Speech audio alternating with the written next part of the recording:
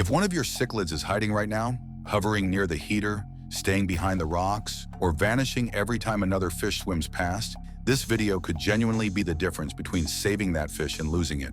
The reason is simple. By the time most people notice something is wrong, it's usually been building for a while. Tanks don't collapse in a day. Weeks can pass where the fish are still swimming, the filter sounds the same, and feeding hasn't changed at all. From the outside, everything feels normal. Inside the tank, though, pressure is already shifting, and one fish is slowly starting to lose its place. In this video, I'll show you 3 things that actually matter. How to spot the fish creating pressure without guessing, what feeding time reveals that most people overlook, and the quiet behavior that takes cichlids out even when water tests look fine. By the end, you won't just know why your fish is hiding, you'll know what to change to stop it. And if any of this sounds familiar, stick with me. I've made these same mistakes myself. What I eventually learned was simple. Hiding doesn't start with a fish's personality. It starts with the system around it. Most people don't see it that way. They assume the fish is shy, the lights are too strong, or that it's stressed. Some even jump straight to disease. But cichlids don't suddenly become timid for no reason. When one starts hiding, something in the tank has already shifted. And most of the time, that shift has very little to do with water chemistry and a lot to do with space, visibility, and whether the fish ever gets a real break from being watched. Every tank develops a hierarchy. Whether you plan for it or not, there's usually one fish that pushes forward, a few that try to hold their ground, and one that quietly absorbs the pressure without drawing attention. Even tanks that look calm work this way. You just don't notice it until one fish starts disappearing. People describe the same situations again and again. A fish that suddenly lives behind the rocks. One that vanishes the second someone walks past the glass. A tank that felt stable for months and then slowly changed. The temperature matches, the parameters look fine, and on paper, nothing seems wrong. That's usually when owners relax, because there's no obvious fighting and no visible damage. And that's exactly why the problem gets missed.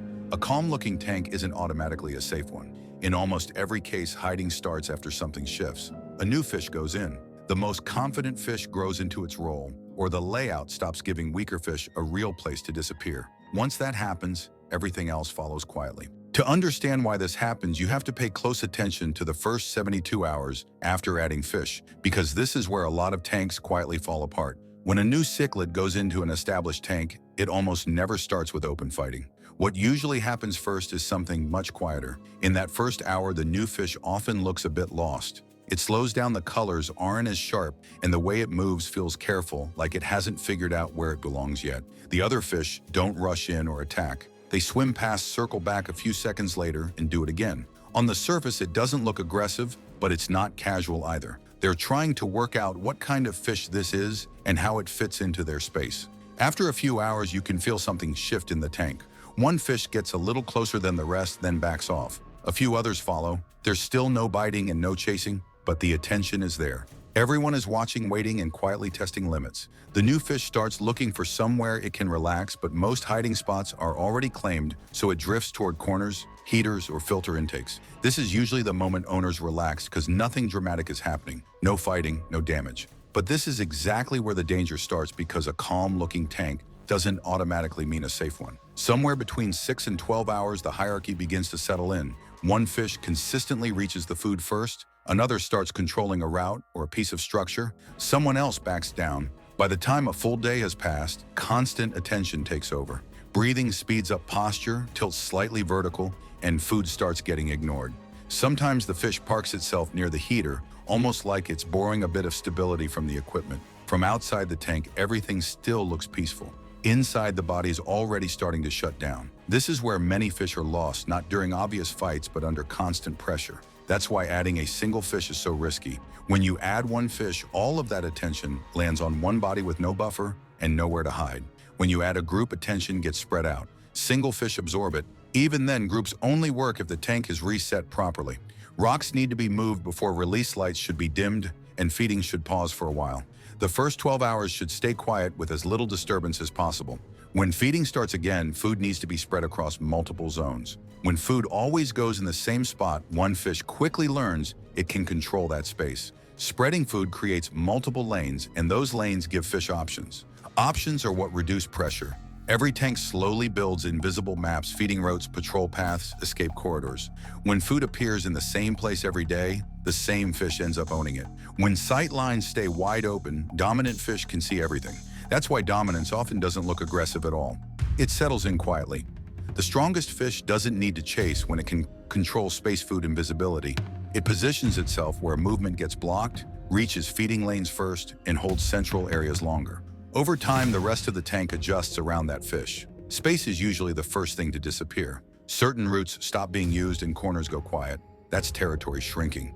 Food control follows soon after. If one fish eats first, every time growth and confidence build quickly. Some fish eat freely, some only eat when allowed, and some learn to wait. The ones that wait are often the ones that end up hiding. Feeding isn't just about nutrition either. In a lot of tanks, it quietly turns into a power thing. Vision finishes the job. Flat tanks give dominant fish full coverage. Corners don't offer real safety, they often turn into traps. Real hiding only happens when sight lines are broken with vertical structure, angled rocks in places where vision disappears, even for a moment. Without those brief breaks, tension never really drops. That's why people say their fish never fights, but still hides. By the time that happens, dominance has already been decided. Tank size alone doesn't fix this. A larger tank doesn't always solve the problem. When the layout is flat, it often just gives dominant fish more room to apply pressure. Nothing in the tank stays frozen either. Smaller fish grow, confident ones push harder, and the balance you thought you had quietly changes. Owners often say everything was fine for months, and most of the time, that's true, right up until it isn't. Rearranging rocks works because everything the fish memorized suddenly stops making sense. The paths fish were using break down. Dominant fish lose track of everything at once, and the ones under pressure finally get some breathing room. A lot of tanks are built to look good instead of working well. Flat layouts leave fish exposed all the time. Vertical structure matters far more than piling on extra rocks. One tall visual block can change behavior more than several low stacks ever will. Fish don't really care about decorative caves. What they want is a place where they're not constantly being watched. I've seen tanks where the heater becomes the only place a fish feels safe, simply because it's the one area the dominant fish doesn't patrol consistently. Owners think the fish is acting strange, but it isn't. It's telling you the rest of the tank feels hostile. Feeding design can destabilize tanks just as quietly. When food goes in the same spot every time, one fish learns it can control that space. When food goes in different places, that control weakens almost immediately. Lighting matters more than most people think. In bright tanks, dominant fish can track everything. Softer lighting makes that harder and naturally lowers pressure. Long, straight swim lanes turn into patrol routes. Breaking them with angles changes how fish move and interact. Tanks can look perfect to us and still feel overwhelming to fish. Most fish don't just die suddenly, they fade. It starts with hanging back more often, hesitating at feeding time, slight posture changes, and faster breathing. A few days later, the fish is gone, and the owner says it was fine yesterday. In reality, the pressure had been building long before stress finally caught up to the body. Sometimes it isn't the new fish at all. It's one that's been there the whole time that gets pushed down the hierarchy. The pattern is the same. Chasing fish with nets only adds more stress. Rearranging the tank over and over adds chaos instead of relief. What actually helps is lowering pressure. You don't fix hiding by focusing on the fish itself. You fix it by changing the system, applying the pressure. Lower the lights first. Fix sight lines and structure. Change how food is delivered. Only then should separation be considered. And if one fish is being pinned non-stop, pulling it out temporarily isn't failure. It's pressure relief. Avoid dropping a single fish into an established tank whenever you can. When one fish goes in alone, all the attention sticks to it, and there's nowhere for that pressure to go. Putting a few fish in together changes that immediately because no single body becomes the focus. Before anything goes into the tank, move the rocks around so the space doesn't feel claimed by anyone. After that, back off. Don't rush feeding, and don't stand in front of the glass watching every movement. A lot of tanks run into trouble simply because they're never given a chance to settle. When a fish starts hiding, it's rarely about that fish itself. It's usually reacting to something else happening around it. Most keepers eventually stop asking what's wrong with this fish and start noticing what the tank is doing as a whole. That's where things begin to make sense. Look at who goes for food without thinking. Notice which fish can sit in open space without being challenged. Pay attention to the one that waits instead of competing. That quieter fish often shows you the real state of the tank. When the layout actually works, you don't need to force improvements. You can see the pressure ease on its own. Once that pressure lifts, the fish don't have to compensate anymore. Breathing steadies feeding, becomes less hesitant, and movement opens up instead of collapsing into corners. A healthy tank doesn't feel busy or frantic. It feels settled. Simply adding more rocks doesn't fix much by itself. What matters is whether those changes alter who controls space and attention. Feeding changes only help if they stop one fish from owning the process. Every adjustment you make either increases pressure somewhere or takes some of it away. There isn't really a move that does nothing. People often ask how long stabilization takes, but that question misses what actually matters. The real question is how long it takes before the tank feels safe again. Sometimes you see that shift in a few days.